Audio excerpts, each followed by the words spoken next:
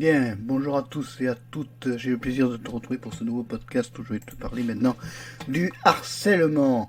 Alors le harcèlement, il y a de plus en plus de gens maintenant qui se font harceler au travail, à l'école. Enfin, c'est devenu un sport national sur YouTube par exemple, on nous harcèle. Mais alors qu'est-ce que c'est que finalement le harcèlement? Nous allons l'étudier un petit peu aujourd'hui dans ce podcast parce que c'est quand même important de connaître et de savoir les lois qui correspondent au harcèlement. Alors si on s'en va sur servicepublic.fr, notamment le site internet qui te donne les textes de loi, on découvre que le harcèlement moral au travail ainsi que les harcèlements ont été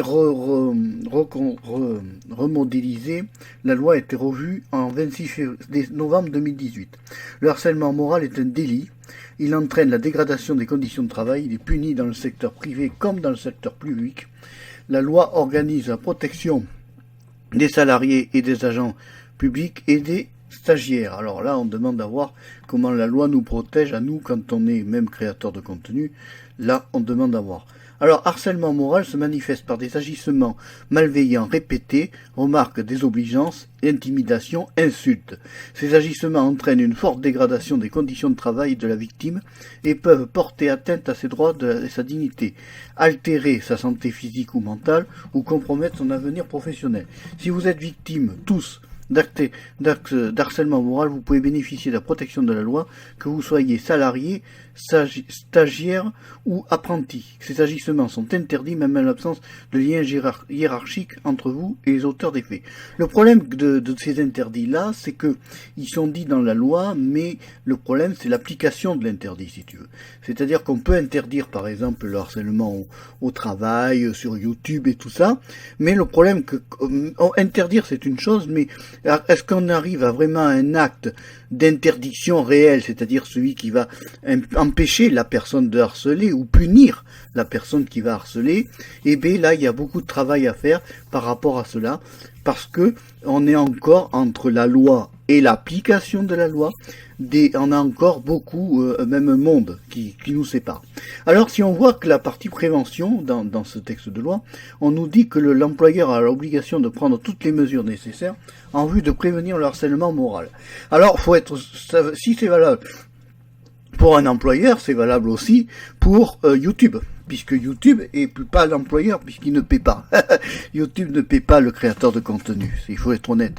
On ne touche rien pour le trois quarts des créateurs de contenu qui débutent, nous ne touchons rien. C'est pratiquement du travail de négrier sur YouTube, puisqu'en fait, on ne touche rien. On gagne des vues et des abonnés. C'est pas ça qui fait vivre la personne. Donc, là, déjà, l'employeur, YouTube, donc, devrait prendre les mesures nécessaires en vue de protéger qui? Ben, le YouTubeur. Par défaut, par rapport à cette loi. Alors, il doit porter connaissance à ses salariés des dispositions du code pénal réprimant le harcèlement moral et collaborer avec les représentants personnels. S'il existe un comité d'hygiène et de sécurité des conditions de travail, la médecine du travail peut aussi participer à la prévention du harcèlement moral dans l'entreprise. Donc tu vois, si tu es dans une entreprise, que tu te fais harceler par ton patron, par ton employé, par n'importe qui, tu peux te retourner contre lui et tu peux être aidé. Alors en allant porter plainte d'abord. Alors pour vous défendre, on arrive à la partie la plus importante, c'est pour te défendre. Qu'est-ce que tu peux faire toi pour te défendre quand tu es victime d'un harcèlement moral, que ce soit à l'école, au travail ou autre? Pour vous défendre, vous avez le droit de recourir à une des procédures suivantes, à plusieurs d'entre elles. Alors, 1. Alerte au CHCT et des représentants du personnel.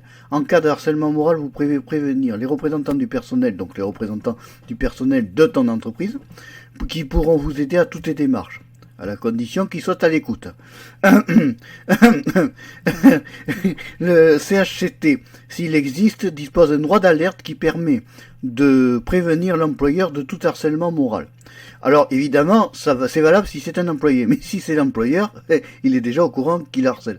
Voilà, c'est rare que ça arrive ça. Mais enfin, des fois dans certaines entreprises, je sais qu'il y en a qui souffrent pas mal. Alerte de l'inspection de travail. L'inspecteur du travail pourra constater tout harcèlement moral éventuel et transmettre le dossier à la justice. Alors ça c'est valable pour les entreprises. Maintenant le problème c'est que à partir du moment qu'on est sur une plateforme comme YouTube, la seule chose qu'on peut faire quand on a un harcèlement par les commentaires, c'est de signaler le commentaire, évidemment. La médiation. Alors la médiation, c'est la partie où tu pourras aussi engager une procédure de médiation avec l'auteur des faits, à la condition qu'il veuille bien comprendre l'auteur des faits, qu'il est en infraction et qu'il l'accepte. Ça, c'est un autre point plus ou moins difficile. Le choix du médiateur sera l'objet des accords des deux parties. Ah oui, il faut déjà que les deux parties soient d'accord pour avoir un médiateur. En gros, il faut que tous les deux, toi et l'autre, acceptent d'avoir un bouclier pour pouvoir parler poliment. Vous pouvez vous renseigner auprès de votre employeur. Bon. Alors après, tu peux saisir évidemment les prud'hommes. Donc tu vois, si tu trolls par exemple sur YouTube, tu risques les prud'hommes. Tu n'es pas quelqu'un d'anonyme. Tu peux être retrouvé et tu risques d'avoir des problèmes comme les prud'hommes. Tu peux aller jusqu'à 5 ans après le dernier fait pour la saisie du Conseil des prud'hommes, tu vois. La saisie de la justice pénale, vous pouvez aussi poursuivre au pénal l'auteur directement du harcèlement. Cette plainte peut venir en complément d'une plainte au prud'homme contre ton employeur. Par exemple, vous pouvez poursuivre le gérant de votre entreprise au prud'homme ou le chef de service au pénal. La victime d'un harcèlement moral peut porter plainte dans un délai de 6 ans à partir du plus récent harcèlement, dernier propos tenu, dernier mail. La justice, tu vois que ça prend en compte le harcèlement moral, les mails. Les mails, les messages, les commentaires. La justice prendra alors en compte tous les faits d'harcèlement venant du même auteur, et ce si le harcèlement dure depuis plusieurs années. À noter que tout syndicat représentatif peut, avec votre accord écrit, engager à votre place une action en justice. Le syndicat agit en votre nom et en votre compte. Alors, il faut savoir que là, il y a un numéro de téléphone qui doit être un peu généraliste, saisi du défenseur des droits. Si le harcèlement moral vous paraît motivé par une discrimination basée sur un critère interdit par la loi, comme par exemple la couleur de la peau, le sexe, l'âge ou l'orientation sexuelle, vous pouvez aussi saisir le défenseur des droits. Alors le défenseur des droits, tu le trouves au numéro qui est indiqué ici, le 09 69 39 00. Je répète, 09 69 39 00. Ça coûte le prix d'un appel local du lundi au vendredi de 8h à 20h. Tu peux saisir par courrier si tu as un problème aussi pour te défendre. Tu écris au défenseur des droits, libre réponse 71 120 75 342 Paris CEDEX. Je répète, défenseur des droits, libre réponse 71 120 75 342 Paris CEDEX 07. Tu joins à ton courrier les photocopies des pièces relatives à ton harcèlement. Et tu peux aussi contacter par messagerie, par formulaire de contact, le service du défenseur des droits sur le site https://www.service-public.fr/particulier/vos droits, et c'est le fascicule, le F majuscule 2354. Donc tu tapes ça et tu retrouves tout ce que je t'ai lu précédemment. Alors ensuite, il y a le texte de référence. Alors il faut savoir, c'est que c'est référencé par rapport à ce délit, est référencé au code pénal à l'article 222-33.2 à 222-33.2.2. Pour les peines encourues, le code du travail, c'est l'article L 1152-2. Le code du travail, c'est aussi l'article L 1154-1 et 1154.2. Le code du travail aussi, c'est l'article L 1155.1 à 1155-2. Il y a aussi la loi du 83-63 du 13 juillet 1983 portant aux droits des obligations des fonctionnaires, article 6 quinquies. Tu as la circulaire du 12 novembre relative au harcèlement et à la discrimination du travail, PDF. C'est un PDF de 3,2 mégas, disponible au site que je t'ai indiqué du service public. Tu as aussi, alors ensuite, que faire en cas de harcèlement? Alors, de quoi s'agit-il? Voyons, que faire en cas d'urgence?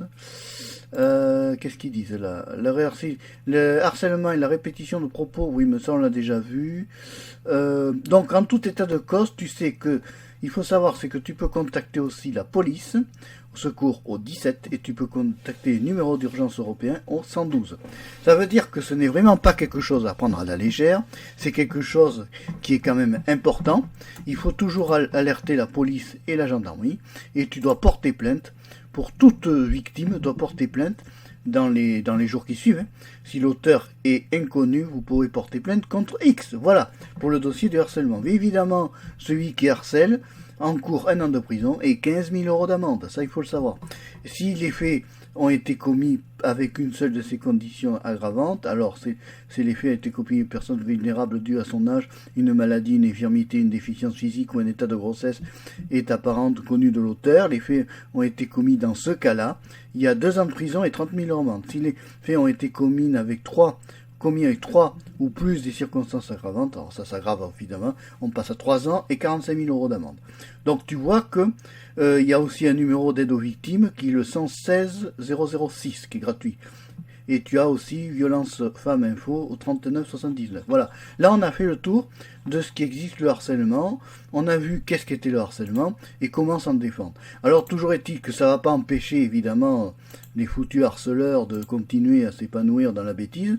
Mais au moins, tu sais que tu as une défense possible et que tu as un moyen, grâce à ce podcast, à te défendre réellement et à avoir vraiment que personne n'est pas puni. Ce n'est pas une question d'âge, ce n'est pas une question de classe sociale, ce n'est pas une question d'éducation, c'est une question que on ne doit pas harceler une autre personne, ni harceler autrui. Si tu as aimé ce podcast, tu peux le liker, tu peux aussi t'abonner à Marc Péchaud 3, la chaîne de la diversité. Je te dis au revoir, à bientôt et merci d'avoir suivi ce podcast jusqu'au bout, bye bye.